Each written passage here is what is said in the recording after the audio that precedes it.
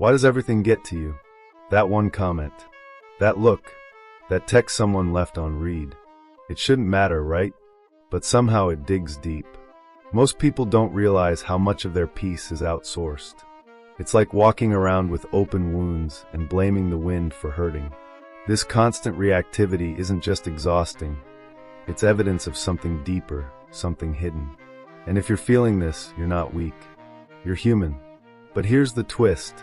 There's a hidden power in you that's been asleep all along. You don't choose how you feel most of the time. That's the scary part. You react. And the more sensitive you are, the more it feels like life is happening to you, not through you. Think about it. One bad interaction and your whole day's off. One piece of news and your whole belief system shakes. You get pulled by every push. And the worst part, you think this is normal.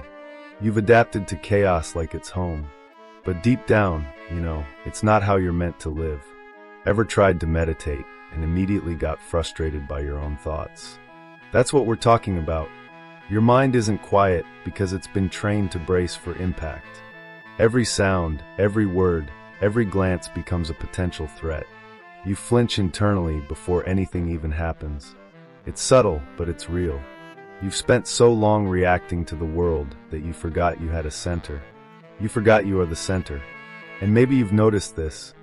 The people who seem untouched by chaos aren't necessarily lucky. They've just mastered something different. They don't play the same game. While most are out there trying to win arguments or fix everything, these people stay grounded. Like nothing outside can touch what's inside. That's not arrogance. That's alignment. And it's not born, it's built. Here's a wild idea. What if you didn't have to respond to everything? What if you could just observe, without tension, without attachment? Imagine walking into a room and not feeling the need to shrink or prove. Imagine scrolling through social media and not absorbing everyone's emotion like a sponge. That's not numbness. That's clarity. It's a different kind of freedom.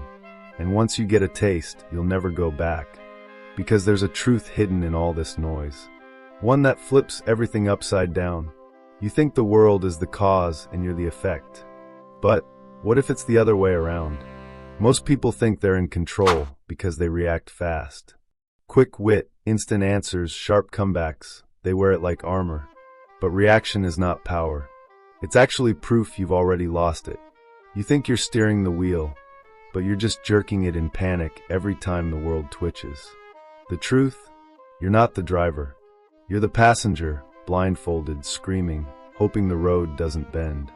Ask yourself, how many decisions have you made just to avoid discomfort? How many words have you swallowed just to keep the peace?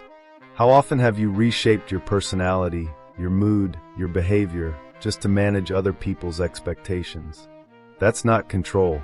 That's captivity dressed as caution. You're not building your life. You're barricading yourself inside it. Imagine a puppet that thinks it's free just because it wiggles. Every time someone pulls your emotional strings and you dance without hesitation, you're not responding, you're obeying. Think about that. Every overreaction, every meltdown, every silent resentment is a leash. The more you try to micromanage outcomes, the more your identity shrinks into survival mode. You become someone who's always reacting, never creating. It's subtle, isn't it? You think you're being proactive when you're actually avoiding. Avoiding being judged, misunderstood, disrespected. But here's the paradox. In trying to control every outcome, you give the world more control over you. You live on edge, exhausted, defensive. All it takes is a delay in a reply or a weird tone in someone's voice, and suddenly, you spiral. Is that really power? Let's be honest. What would happen if you stopped managing everything? If you just let the world be, without trying to twist it into comfort? Scary, right? But maybe that fear is the clue. Because real control, the kind that liberates you, doesn't come from tightening your grip. It comes from realizing there's nothing to hold on to. Most of what you're fighting to control was never yours to begin with. And here's where it gets even more uncomfortable. What if the chaos outside isn't the real prison? What if the bars are inside? And every reaction is a loud reminder of your chains. Most people think the world is out to get them. The rude waiter, the passive-aggressive friend, the cold partner, it always feels personal. But what if it's not? What if none of it is about them or you, but something deeper, something hidden? Jung wasn't trying to be poetic when he said, "The world is a mirror." He was being surgical. He meant that everything that provokes you is a reflection of what you refuse to look at. Have you ever noticed how two people can face the exact same situation and react completely differently? One shrugs it off. The other spirals into rage or shame. Same event. Different inner landscape. That's the mirror effect. Life doesn't give you what you want. It reveals what you are. If someone's arrogance drives you insane, maybe it's not their ego that's the problem, but your repressed desire to finally take up space. Think of it like this. You're walking through a hall of mirrors. Each face, each insult, each rejection, just another distorted reflection.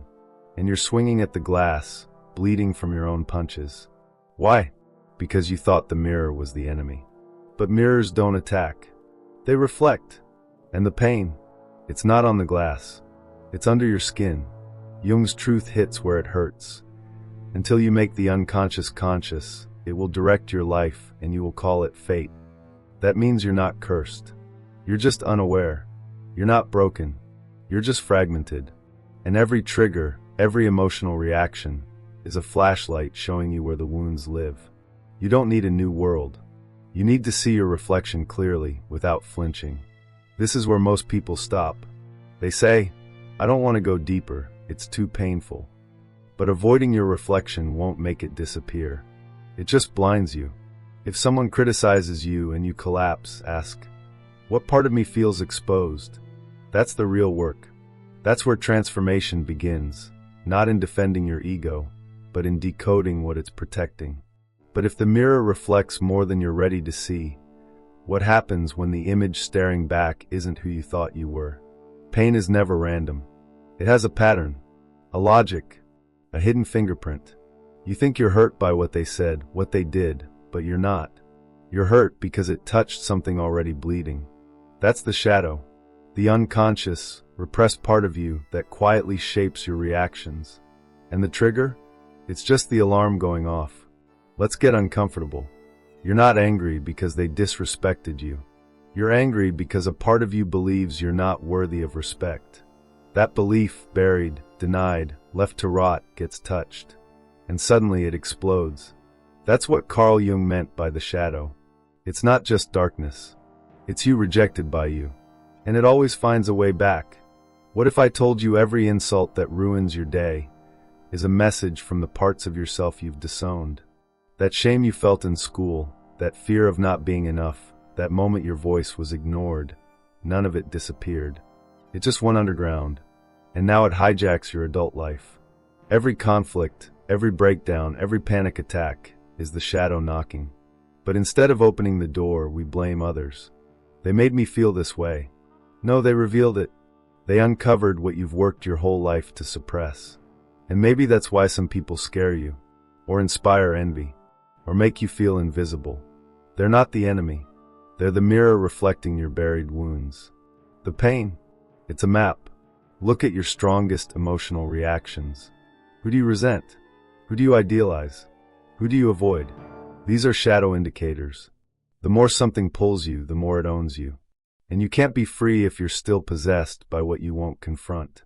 Healing isn't about pretending nothing hurts. It's about finally listening to what the pain is saying. Because here's the truth no one tells you. Triggers don't ruin you. They reveal you. And the moment you stop running from them, you start becoming untouchable. You don't react because you're weak. You react because your mask is fragile. The persona, this curated version of you, is not who you are.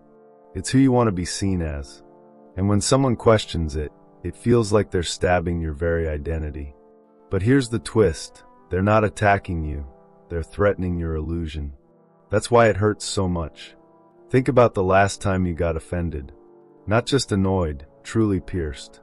Was it because someone exposed something real, or because they cracked the image you desperately maintain? That image, confident, kind, intelligent, moral, it's not fake, but it's incomplete. It's your psychological armor, and the more you rely on it, the more you bleed when it's scratched. Carl Jung called it the persona, the mask we wear to survive social life. It's useful. It helps us function. But when you become the mask, you become dependent on how others respond to it. A raised eyebrow, a joke at your expense, a silence in the room. Suddenly, your value feels shattered. But was it ever real value if it depended on others to exist? This is why some people walk through criticism untouched, while others collapse over a single comment. The difference isn't strength. It's self-location.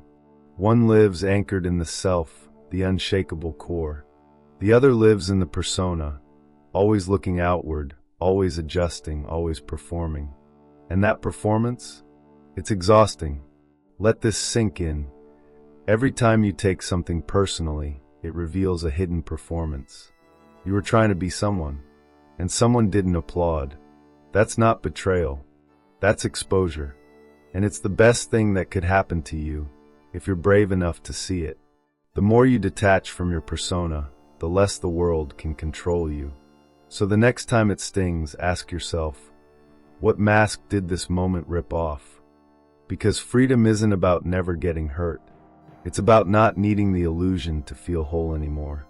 And that is when you become truly untouchable. You've been taught to strike back, to clap back, to defend yourself. But what if I told you that reacting is exactly what keeps you small? Every time you react, you confirm that the external world still controls your internal state. You hand over your power like it's nothing, because someone said something, looked at you wrong, or disrespected your pride. Stillness isn't weakness. It's power in its purest, most unsettling form. Imagine someone tries to provoke you, but you don't flinch. No reaction. No justification. No need to explain. That silence? It's psychological dominance. It unsettles them because it proves you're not playing the same game. You're on a level they can't reach, and that scares them. There's a reason spiritual masters, Stoic philosophers, and depth psychologists all point to the same truth. Control yourself, and nothing can control you. Jung called this self-possession. The Zen masters call it mushin, no mind. It's not that you don't feel. It's that your emotions don't hijack your actions. And in that space, you're dangerous in the best way possible. Modern life has glorified the overreactor. The person who has something to say about everything. But that's not presence. That's insecurity wearing a loud costume. The person who can sit in discomfort without rushing to fix it. That's the real master. Stillness isn't a lack of motion. It's the calm eye at the center of the storm. Unmoved. Watching. Choosing. Ask yourself this. How often do you act because you want to, and not because you had to? If you can't tell the difference, you're a slave to impulse. And impulse is predictable. Predictable people are easy to manipulate, easy to break, easy to control. But the one who pauses, who watches, waits, and moves only when it matters, becomes untouchable. Reclaim stillness like a warrior reclaims his sword. It's not passive. It's surgical. It's what makes kings endure, monks glow with peace, and the wise walk away with power still intact. Next time you're triggered, don't respond. Observe. Let the silence speak louder than your emotions ever could. That is how stillness wins. Let's be clear, shutting down is not the same as being free. But most people confuse the two. They get hurt, numb themselves, and call it peace. They stop caring and call it strength. But that's not detachment. That's emotional avoidance dressed as evolution. And worse, it leaves you cold, disconnected, and unknowingly controlled by what you pretend doesn't matter. True detachment is not the absence of feeling. It's the refusal to be owned by it. You can feel everything, pain, joy, rage, and still choose your response with surgical calm. You don't repress the emotion. You witness it. And in that witnessing, you become something more powerful than the feeling itself. You become the observer, and the observer cannot be shaken. Carl Jung saw this distinction clearly. The person who is indifferent is still ruled by the wound. They've just buried it under a frozen mask. But the detached person has gone into the wound, felt it fully, and returned whole. That's why their silence is different. Their calm isn't hollow, it's earned. Can you feel the difference? One is fear in disguise. The other is freedom. Start noticing when you disconnect. Is it a choice or a defense? When someone rejects you, do you detach out of clarity, or do you cut ties to avoid feeling small? This is how you tell if your strength is real or just armor. Real detachment comes with warmth. You can still care deeply, but you're no longer enslaved by how others receive it. And that's the key, caring without clutching, loving without possession, acting without the need for outcome. It's radical, it's rare, and it's the only path to psychological sovereignty. Because the moment your peace depends on external validation, you've already lost. But when your peace is internal, anchored in self-awareness, you become unshakable. You don't need to stop feeling to stop suffering. You need to stop identifying with the feeling. That's the secret. Let it pass through. Let it inform you, not define you. This is how you reclaim your power, not by closing your heart, but by opening your eyes. That's detachment. And that is where your real freedom begins. Ever wonder if the world you see is even real? What if everything that happens around you, the pain, the joy, the chaos, is nothing more than the result of your inner world being projected onto reality? Carl Jung wasn't just talking about psychology when he said, everything that irritates us about others can lead us to an understanding of ourselves. He was revealing a secret. Your perception shapes everything. We believe we see the world for what it is. But in truth, we see it for what we are. Our experiences, our traumas, our desires, all of them filter the way we experience reality. Two people can witness the same event, yet one will see opportunity while the other sees danger. The difference? Their inner filter. But here's the question. Are you even aware of yours? Take a moment to reflect. When you look at someone, do you see them for who they are, or do you see your own projections? When something triggers you, it's not the event that's causing the pain, it's your reaction to it. And that reaction is shaped by what you've experienced and what you haven't processed. The world doesn't tell you who you are, you do. This is where true freedom lies. When you realize that your perception is a choice, you take back control. The moment you recognize that your lens is just a filter, you can begin to alter it. Every thought, every judgment, every assumption becomes an opportunity to recalibrate how you see the world. But that requires humility. It requires owning the fact that your view of reality may be flawed. Can you let go of the idea that what you see is the truth? The power of perception goes even deeper. It's not just about how we interpret events. It's about how we choose to assign meaning. A setback isn't just a setback. It's an invitation to grow, to see things differently, to rewrite the story. The moment you change the meaning of something, you change your entire experience of it. What if the pain you've been avoiding is actually the doorway to your freedom? Jung's insight forces us to confront the uncomfortable truth. You are the creator of your world. How you react to life, how you interpret what happens to you, creates the story you live in. And if that story is filled with victimhood, fear, or resentment, it's time to ask, what are you feeding your perception? Because once you change that, you change everything. The world might stay the same, but you will never look at it the same way again. What if everything you've believed about yourself is a lie? What if the identity you've spent your whole life defending isn't really you? The ego, that voice in your head that constantly seeks validation, control, and approval, is not who you truly are. It's a mask, a persona designed to protect you from the world's judgment. But what happens when you take that mask off? The shift from ego to self is not an easy one.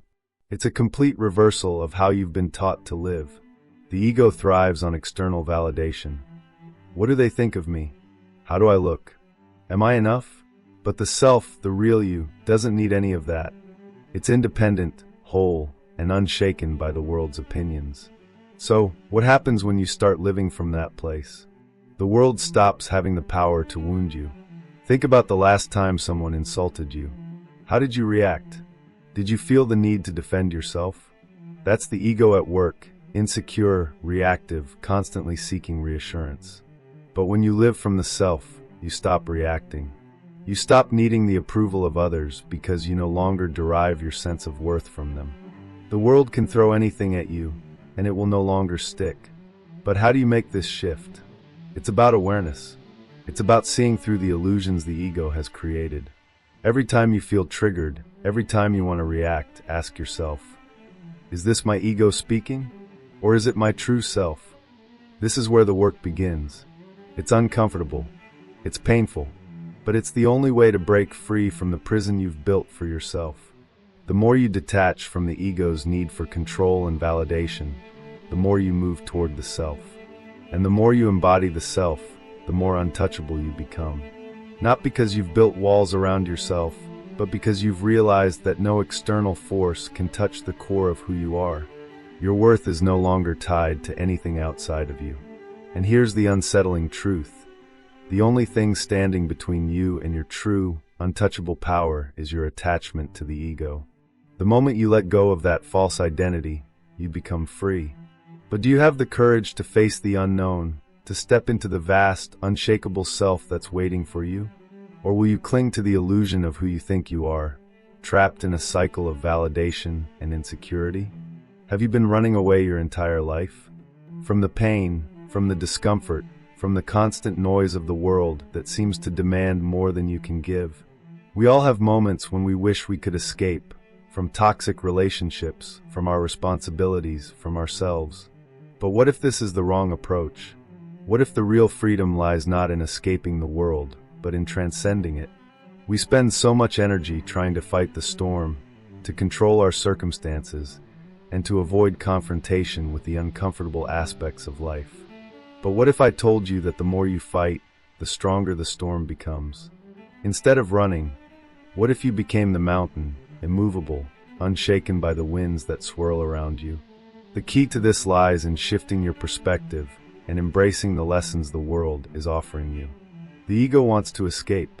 It wants to find solace in avoiding pain, in building walls to protect itself from the chaos outside. But the self, your true essence, knows that true strength comes from standing firm amidst the storm. It doesn't need to escape because it has already transcended the need for external validation and control. The world becomes less of a threat when you stop seeing it as something you need to conquer. What happens when you stop resisting? The energy you've spent in constant battle can finally be channeled into something greater. Personal growth, inner peace, and true freedom. The storms will still come, but instead of drowning in them, you'll be able to see them for what they are. Temporary, fleeting forces that have no power over you unless you let them. You don't need to fight the world. You need to master the art of living beyond its reach. This doesn't mean ignoring reality or pretending that life is easy. It means recognizing that your true power lies not in controlling everything outside of you, but in mastering your response to it. The moment you stop allowing external events to dictate your emotional state, you become untouchable. You stop being a prisoner of the world's whims and become the master of your own reality. So ask yourself, will you continue to run from life's challenges, hoping for an escape that never comes? Or will you rise above them, becoming the mountain that no storm can topple? This is the path to individuation, to psychological freedom, and to the untouchable self that lives within you. The world doesn't need to change for you to be free. You do. And the only question that remains is, are you ready to transcend it? If you found this exploration of becoming untouchable eye-opening, I have something else for you that's just as profound. Ever wondered why some people simply can't stand being around you, or why certain energies seem to repel others? It might not be what you think. It's all connected to Carl Jung's psychological insights into auras and unconscious projection. Click here to watch why some people can't stand being around you, the psychological truth about auras, and dive deeper into the mysterious forces shaping your relationships and interactions. Trust me, it's more than just vibes. It's rooted in powerful psychological truths. See you there, and let's continue this journey into the depths of the mind.